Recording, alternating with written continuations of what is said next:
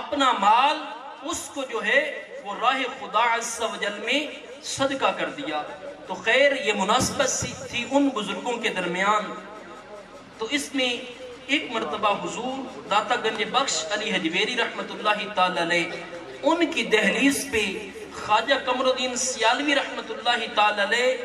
آپ موجود تھے، اور ایک غیر مسلم وہاں آ گیا۔ لوگوں نے خواجہ قمر الدین سیالوی رحمت اللہ تعالی علیہ کی بارگاہ میں عرض کی کہ حضور یہ غیر مسلم جو شخص آ رہا ہے یہ مسلمانوں کو تنگ کرتا ہے، ان کو آ کے باتیں کرتا ہے۔ تو خواجہ قمر الدین سیالوی رحمت اللہ تعالی علیہ اس کے انتظار میں موجود بیٹھے رہے، اور جب وہ شخص خواجہ قمر الدین سیالوی رحمت اللہ تعالی علیہ کی بارگاہ میں آیا تو حسب معمول ان کو بھی وہی باتیں اس نے کرنا شروع کر دیں جو دیگر لوگوں کو کرتا تھا۔ تو یہ شخص جب خواجہ قمر الدین سیالوی علیہ رحمہ ان کو بھی یہ باتیں کرنے کی نیت سے آیا تو اس نے آتے ہی آپ سے پوچھا، کہنے لگا کہ آپ مسلمانوں کی جماعت مسجدوں کی دیواروں پر ایک شعر لکھتے ہیں، وہ شعر کون سا ہے؟ کہنے لگا کہ چراغ و مسجد و محراب و منبر ابو بکر و عمر عثمان و حیدر۔ یہ کیوں لکھتے ہیں؟ اس کی وضاحت یہ فرمائی کہ یعنی ابو بکر صدیق، عمر فاروق، عثمان غنی، علی مرتضی کرم اللہ تعالی وجہہ الکریم، اسلام کے چاروں خلیفہ چراغ کی طرح روشنی بانٹنے والے، مسجد کی طرح عزت و شان والے، اور محراب و منبر کے حقیقی وارث ہیں۔ تو غیر مسلم شخص نے پوچھا کہ آپ لوگ مسجد کی دیوار پہ یہ شعر کیوں لکھتے ہیں؟ تو خواجہ قمر الدین سیالوی رحمت اللہ تعالی علیہ نے ارشاد فرمایا، اس لیے تاکہ جب بھی کوئی شخص مسجد میں آئے تاکہ اور اسے پتہ چل جائے کہ یہ مسجد عاشقان رسول، عاشقان اہل بیت اور عاشقان صحابہ کی ہے۔ یعنی اس لیے ہم یہ شعر لکھتے ہیں کہ دیکھنے والے کو یہ پتہ چل جائے کہ یہ مسجد کسی اور کی نہیں ہے، بلکہ یہ مسجد جو ہے وہ عاشقان رسول، عاشقان اہل بیت اور عاشقان صحابہ کی مسجد ہے۔ یہ جواب سن کر وہ غیر مسلم جو شخص تھا وہ بولا کہ آپ لوگ مسلمان ہیں، نبی علیہ السلام کا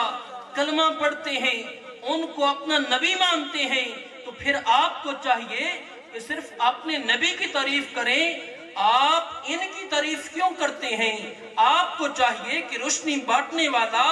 چراغ اور مسجد جیسی شان اور عظمت کا جو شاندار مالک ہے اس کا حقیقی مالک صرف محمد الرسول اللہ صلی اللہ علیہ وسلم کو مانے،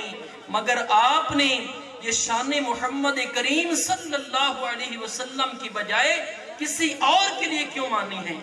لہٰذا تم لوگ یہ شان صحابہ کے لیے مان کر محمد کریم صلی اللہ علیہ وسلم کے شان میں کمی کرتے ہو، حالانکہ وہ تمہارے نبی ہیں۔ تو خواجہ قمر الدین سیالوی رحمت اللہ تعالی علیہ نے اس کا یہ اعتراض سنا اور اس کو کئی سارے جواب آپ نے ارشاد فرمائے، لیکن وہ مطمئن نہیں ہو رہا تھا، اور آپ اس کشمکش میں تھے کہ یہ اڑا ہوا ہے اور جو موجود لوگ بیٹھے دیکھنے والے ہیں کہیں ایسا نہ ہو کہ ان میں کسی کا ایمان ضائع ہو جائے۔ اسی کشمکش میں حضرت خواجہ قمر الدین سیالوی رحمت اللہ تعالی علیہ تھے کہ ماننے کو وہ تیار ہی نہیں۔ اب ظاہر ہے کہ وہاں کے لوگ اس کلام کو سن رہے تھے، وہ یہ کہہ سکتے تھے کہ خواجہ صاحب تو اس کو مطمئن نہ کر سکے، اس لیے ہم اس کے مذہب پہ جاتے ہیں، اس کی مانتے ہیں۔ جب خواجہ قمر الدین سیالوی علیہ الرحمہ کو یہ خیال آیا کہ لوگ کہیں اس کی سوچ اختیار نہ کر لیں، تو پھر فرمایا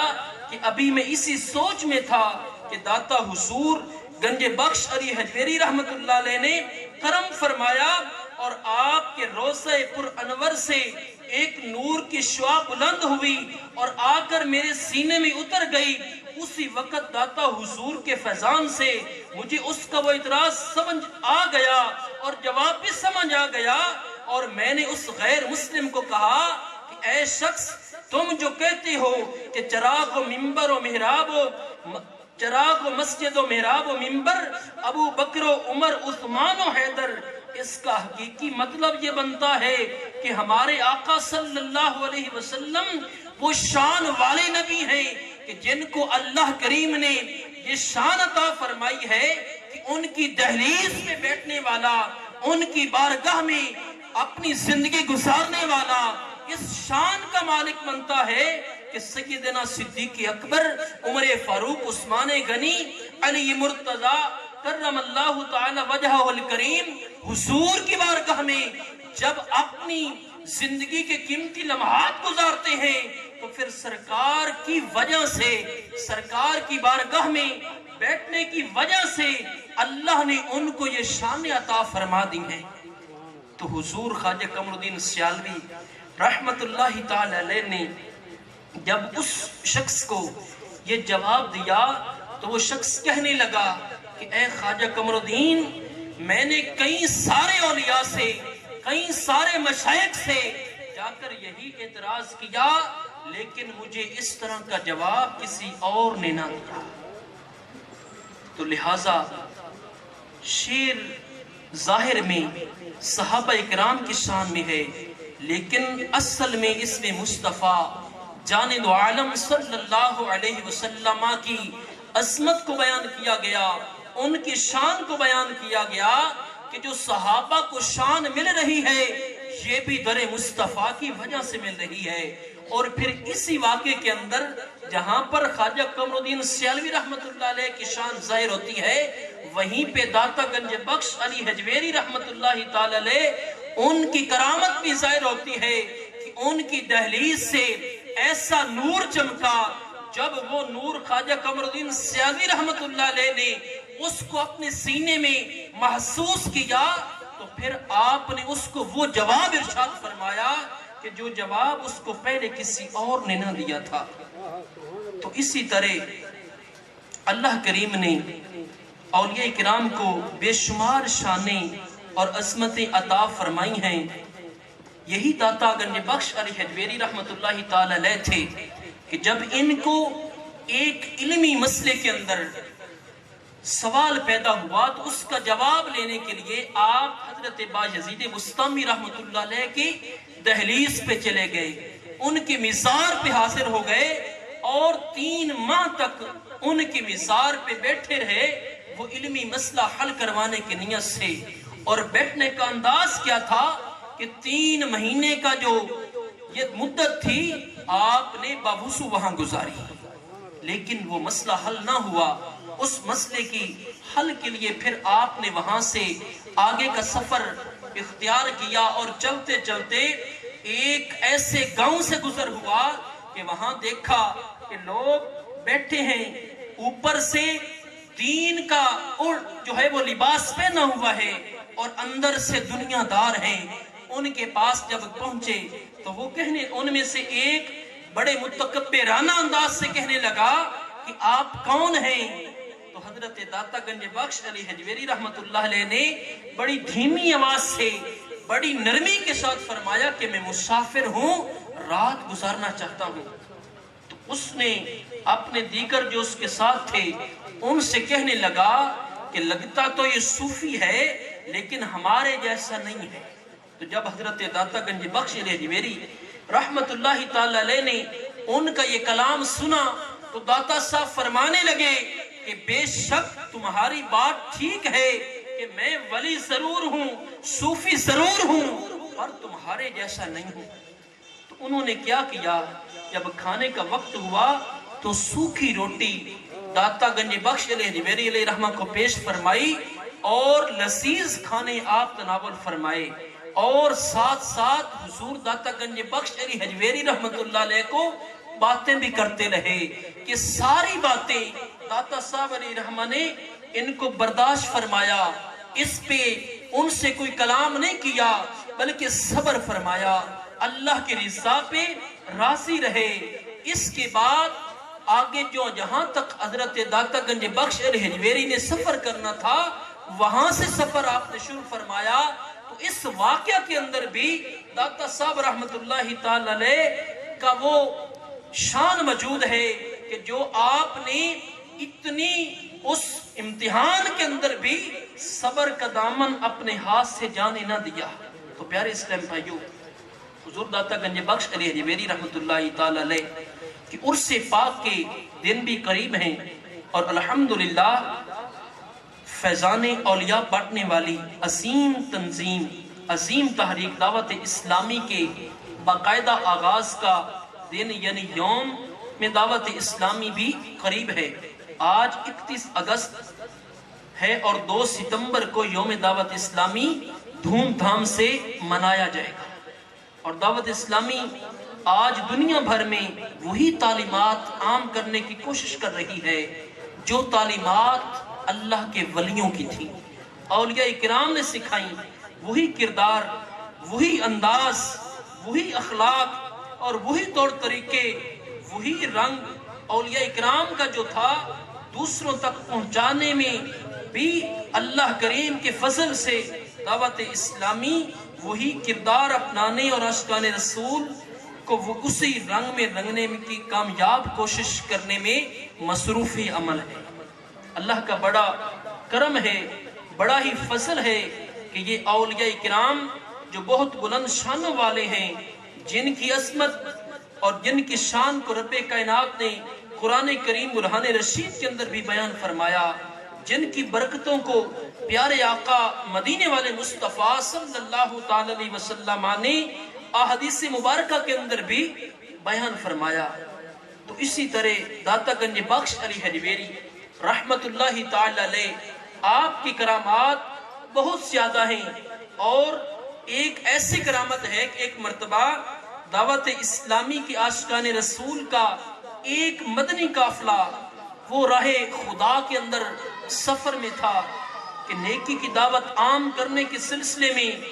جو ہے وہ سفر کر رہے تھے۔ ان کا بیان ہے کہ ہمارا مدنی قافلہ راہ خدا میں سفر کرتا ہوا جب مرکز الاولیاء لاہور پہنچا، داتا صاحب کی مسجد میں پہنچا، تو ہمارا 3 دن کا وہاں قیام تھا۔ تو مدنی قافلے کے جدول کے مطابق سنتے سیکھنے سکھانے کا حلقہ لگا، تو اسی دوران ایک صاحب تشریف لائے اور انہوں نے عاشقان رسول کے ساتھ بڑی محبت کے ساتھ ملاقات فرمائی، اور پھر کہنے لگے کہ الحمدللہ آج رات میری قسمت کا ستارہ چمکا، اور حضور داتا گنج بخش علی حجویری مجھ گناہگار کے خواب میں تشریف لے آئے اور فرمایا کہ دعوت اسلامی کے مدنی قافلے والے عاشقان رسول 3 دن کے لیے میری مسجد میں ٹھہرے ہوئے ہیں، تم نے ان کے کھانے کا انتظام کرنا ہے۔ تو اسی طریقے سے حضور داتا گنج بخش علی حجویری رحمت اللہ علیہ کو اللہ کریم نے بے شمار شان عطا فرمائی، اور داتا حضور علیہ رحمہ الحمدللہ اللہ پاک کے کرم سے اس کی عطا سے اولیاء کرام کو یہ اللہ نے طاقت عطا فرمائی کہ وہ دنیا سے جانے کے بعد بھی قبروں میں زندہ رہتے ہیں اور اپنے غلاموں کو دیکھتے بھی ہیں، اور اللہ چاہے تو کرم بھی فرماتے ہیں۔ یوں بعد وصال بھی زندوں کی خبر ہونا اور ان کی خیر خواہی فرمانا، یہ اولیاء کرام کی کرامت ہے، اور کرامت حق ہوتی ہے۔ خود داتا حضور علیہ رحمہ نے کشف المحجوب شریف میں فرمایا کہ اولیاء کرام سے کرامات ظاہر ہوتی ہیں، یہ بات قرآن سے بھی ثابت ہے اور احادیث مبارکہ سے بھی ثابت ہے، اور قرآن کریم سے کئی کرامات بیان ہوئیں۔ مثلا حضرت عیسیٰ علیہ السلام کی امی جان حضرت مریم سلام اللہ علیہا کی کرامات قرآن میں بیان ہوئیں۔ اسی طرح حضرت آصف بن برخیہ رحمت اللہ علیہ کی کرامت کا بیان قرآن کریم میں ہے، اور ایسے ہی حدیثوں میں، بلکہ بخاری مسلم جو حدیث پاک کی سب سے معتبر کتاب ہے، اس میں بھی کرامات کا بیان موجود ہے۔ لہذا کرامات کا انکار کرنا اصل میں قرآن آیات و احادیث مصطفیٰ صلی اللہ علیہ وسلم کا انکار کرنا ہے۔ پیارے اسلام بھائیو، دیکھا آپ نے کہ داتا حضور گنج بخش علی حجویری رحمت اللہ تعالی علیہ کو مدنی قافلے والوں سے کیسی محبت ہے کہ آپ نے کس نرالے انداز سے ان عاشقان رسول کی خیر خواہی فرمائی، تو اس سے معلوم ہوا کہ اللہ کی راہ میں مسافر بننا یہ اولیاء کی نگاہ کرم حاصل کرنے کا ایک بہترین ذریعہ ہے۔ صلو علی الحبیب۔ پیارے اسلام بھائیو، دین کی تبلیغ کی خاطر راہ خدا میں سفر کرنے کو مدنی قافلہ کہنا یہ دعوت اسلامی کی اصطلاح، البتہ یہ کام یعنی دین کی تبلیغ کے لیے راہ خدا میں سفر کرنا اولیاء کرام کے معمولات میں شامل رہا۔ بطور مثال داتا حضور علیہ الرحمہ ہی کی سیرت پاک کو پڑھ لیجئے کہ دین سیکھنے اور دوسروں کو سکھانے کے لیے راہ خدا میں سفر کرنا داتا حضور گنج بخش علی حجویری رحمت اللہ علیہ کے معمولات میں شامل تھا، اور آپ نے بہت سفر کیے ہیں۔ آپ رحمت اللہ تعالی علیہ نے عراق، ایران، اسی طرح لبنان اور دیگر کئی سارے ملکوں کا سفر فرمایا، اور کیوں فرمایا؟ مال کمانے کے لیے نہیں، بنگلے خریدنے کے لیے نہیں، بلکہ علم دین کو پھیلانے کے لیے سفر فرمایا۔ اور یہ سفر آپ جانتے ہیں کہ کب گئے تھے؟ عین جوانی کے عالم میں، اور وہی جوانی جسے آج کل لوگ ضائع کر دیتے ہیں، جس عمر میں لوگ اپنی جوانی کو ضائع کر دیتے ہیں، عیش و عشرت میں گزار دیتے ہیں، آخرت کو بھول کر قبر و حشر سے دھیان ہٹا کر گناہوں کے بازار گرم کر رہے ہوتے ہیں، فضولیات میں وقت برباد کرتے ہیں، تو داتا حضور علیہ الرحمہ اس عمر مبارک کے حصے میں راہ خدا کا مسافر بن کر دین سیکھنے اور سکھانے کے لیے سفر فرماتے تھے۔ لہٰذا ہمیں بھی چاہیے کہ ہم بھی داتا حضور رحمت اللہ تعالی علیہ کے اس طور طریقے پر عمل کرتے ہوئے دین اسلام سیکھنے سکھانے کے لیے سفر کیا کریں۔ اے عاشقان رسول، دین کی خدمت کرنا، دین کی خاطر قربانیاں دے کر غیر مسلموں کی سازشوں کو ناکام کرنا وہ مبارک دینی کام ہے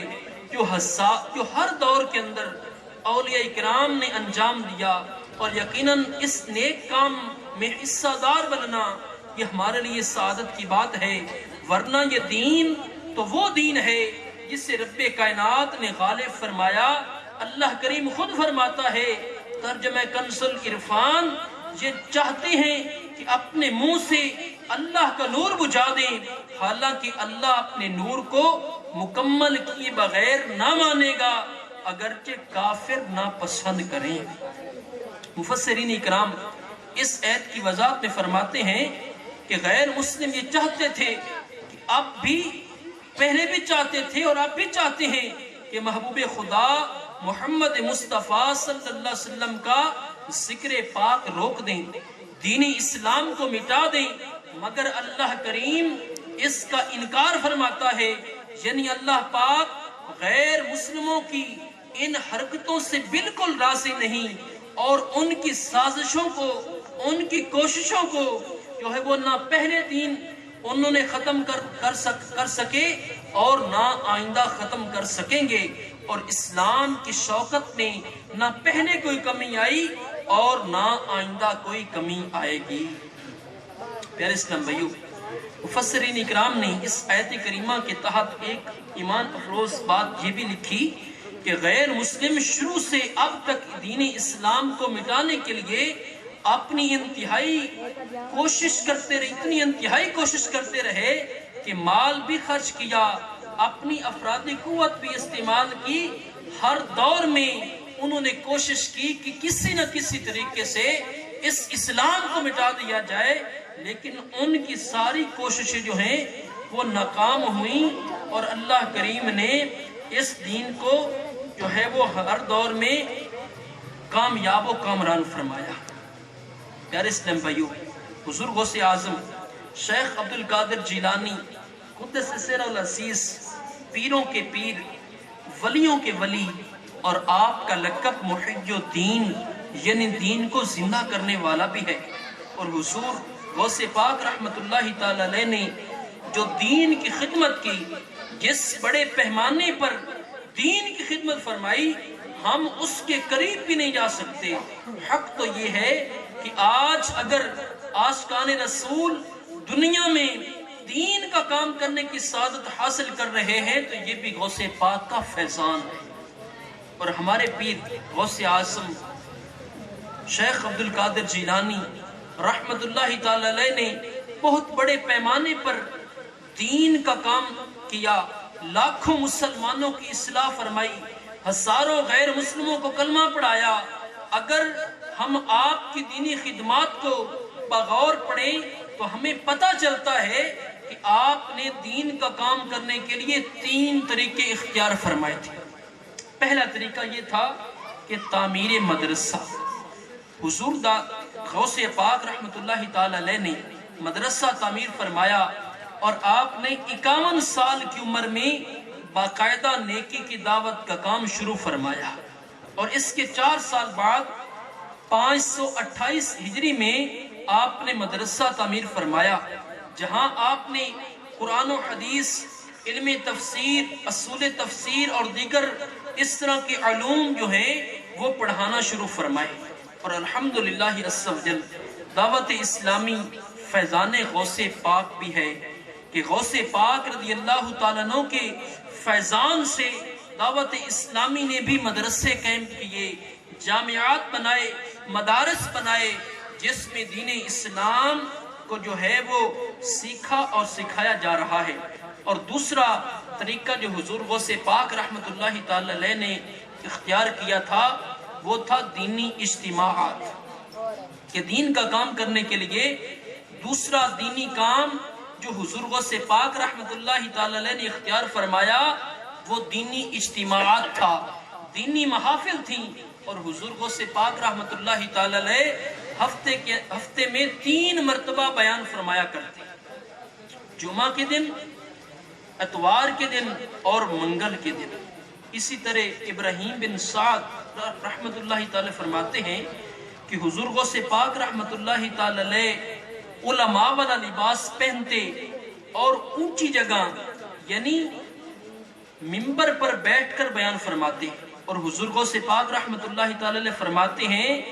ابتدا میں میرے پاس 2-3 آدمی بیٹھا کرتے تھے، اور پھر آہستہ آہستہ لوگوں کا ہجوم ہونے لگا تو لوگ دوڑے جب میرے پاس آتے سواریوں پہ آتے تھے، اور اس وقت تقریباً 70,000 کا اجتماع ہوا کرتا تھا،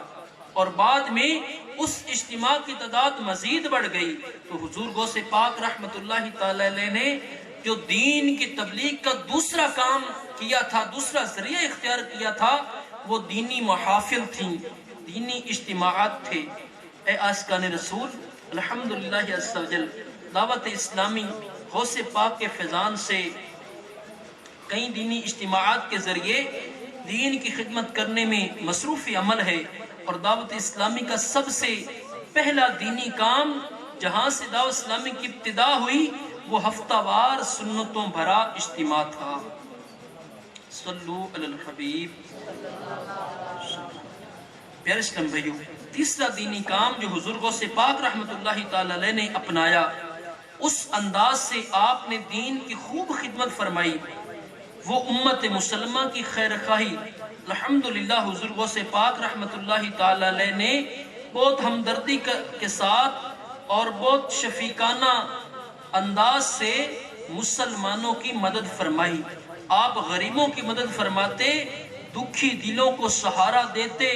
غم کے ماروں کے ساتھ جو ہے وہ آپ تشریف فرما ہوتے، اور ایک روز بیان کے دوران آپ نے فرمایا کہ وہ ذات جس نے میرے دل میں مخلوق کی خیر خواہی کا جذبہ پیدا فرمایا اور مخلوق کی خیر خواہی کرنا میری زندگی کا بڑا مقصد بنایا، وہ اللہ کی ذات ہے۔ اور الحمدللہ عز و جل دعوت اسلامی بھی اپنے جو دینی اعتبار سے کام کر رہی ہے تو یہ بھی حضرت غوث پاک رحمت اللہ تعالی علیہ کے فیضان پر عمل کرتے ہوئے کہ دینی اجتماعات، تعمیرات مدرسہ اور غریبوں کی مدد کرنا، اس لحاظ سے دعوت اسلامی جو ہے وہ بھی دینی کام کرنے میں مصروف عمل ہے۔ صلو علی الحبیب صلی اللہ تعالی علی محمد صلی اللہ علیہ وسلم۔ آئیے دعوت اسلامی کی ہفتہ وار سنتوں بھرے اجتماع میں